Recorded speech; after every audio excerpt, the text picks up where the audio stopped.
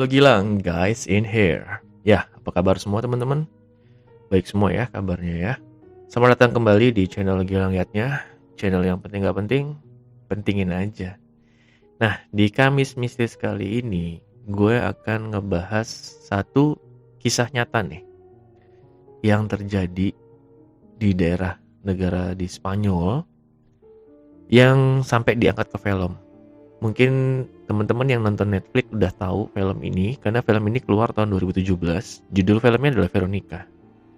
Nah, mau tahu seperti apa kisah nyatanya di balik film ini? So, inilah dia Kamis Mistis. Tapi sebentar dulu. Suasananya kurang mistis ya. Oke, kita akan bikin lebih mistis lagi. Oke, ini baru mistis. Oke, so jadilah dia Kamis Mistis.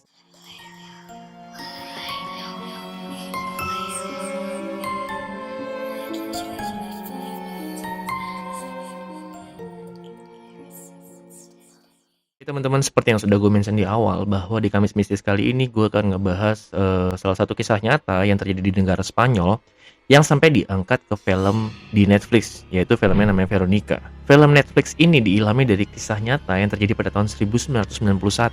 Kejadian ini pun dinamakan The Vallecas Case karena terjadi di sebuah apartemen yang bernama Calle Louis Marin di daerah Vallecas, Spanyol.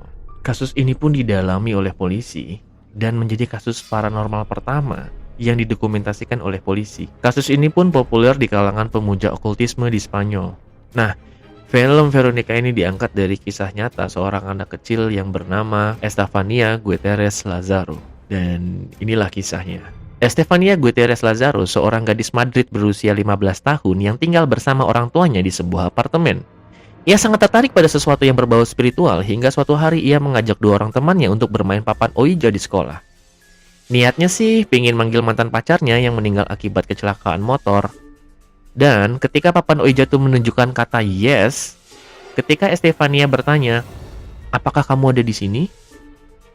Hingga kegiatan terlarang itu diketahui sang guru. Kemudian guru tersebut merusak dan mematahkan papan Ouija tersebut menjadi dua. Kemudian dua teman Estefania mengaku melihat sebuah asap yang keluar dari papan Ouija dan secara tidak sengaja Estefania menghirupnya. Sejak saat itu, Estefania mengalami insomnia, halusinasi, dan kejang atau epilepsi. Halusinasi Estefania Gutierrez Lazaro. Halusinasi membuatnya bisa melihat orang tanpa wajah, menggunakan jubah, dan selalu memintanya ikut dengannya. Ia pernah bilang pada saudara laki-lakinya bahwa ia melihat bayangan hitam masuk ke dalam tubuhnya pada malam hari. Estefania juga berbicara dengan bahasa yang tidak dimengerti semua orang.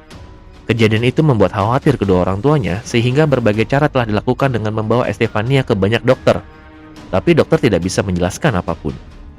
Pada 13 Juli 1991, Estefania menyerang adik perempuannya bernama Marianela, mendorong adiknya hingga tersungkur di lantai.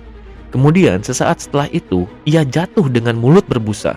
Lalu esoknya tanggal 14 Juli 1991, Estefania mengalami katalepsi parah sehingga membuatnya harus koma dan meninggal malam hari di kamarnya. Dokter bilang kematian tersebut tidak dapat dijelaskan. Orang tuanya yakin bahwa kematian anaknya ada hubungannya dengan papan Ouija yang dimainkan anaknya.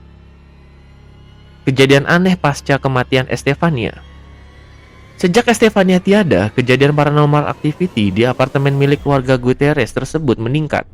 Orang tua Estefania mengaku telah dihantui oleh teriakan anaknya, memanggil dari ruangan di apartemennya, kemudian objek yang berpindah sendiri, tertawa seorang laki-laki yang menggelegar melewati tembok, gelas pecah tanpa diketahui sebabnya, dan pintu yang terbuka tertutup sendiri.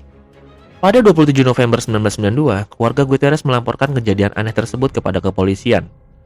Inspektur Jose Negri membawa dua agen untuk menginvestigasi apartemen tersebut. Di dalam laporan investigasi, ditulis bahwa pintu sebuah lemari yang terbuka dengan keras sehingga hampir mengenai para agen. Lalu ada suara keras yang berasal dari balkon padahal tidak ada siapa-siapa. Lendir coklat aneh yang berada di meja samping tempat tidur. Lalu ada salib yang terbelah dan jatuh di tanah. 3 cakaran di dinding dan penurunan suhu yang drastis ketika mereka memeriksa kamar mandi. Dan itu adalah tempat yang paling berhantu.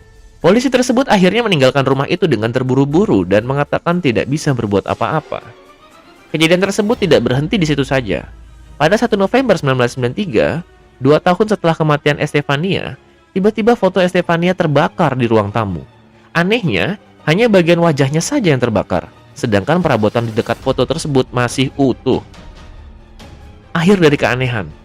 Akhirnya keluarga Gutierrez memutuskan menjual apartemen tersebut dan berharap kutukan akan hilang. Setelah kejadian itu, kisah ini menjadi kisah horor paling seram di Spanyol. Polisi Spanyol mendokumentasikan kisah ini dalam laporan mereka, padahal mereka tidak biasanya percaya dengan hal mistis. Namun mereka menemukan fakta bahwa itu memang benar terjadi.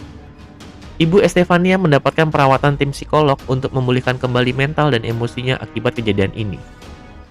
Wah, gila, itu serem banget. Kejadiannya benar-benar nyata, sampai se-ekstrim itu dan sebrutal itu.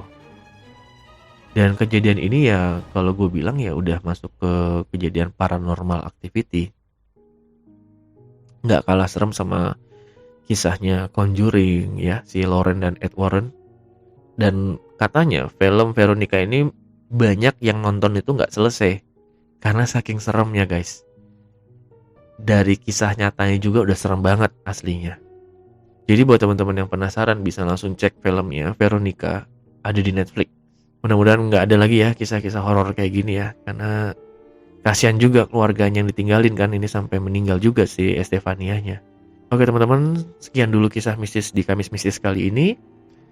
Dan semoga teman-teman terhibur, semoga juga menjadi informasi yang menarik buat teman-teman semua.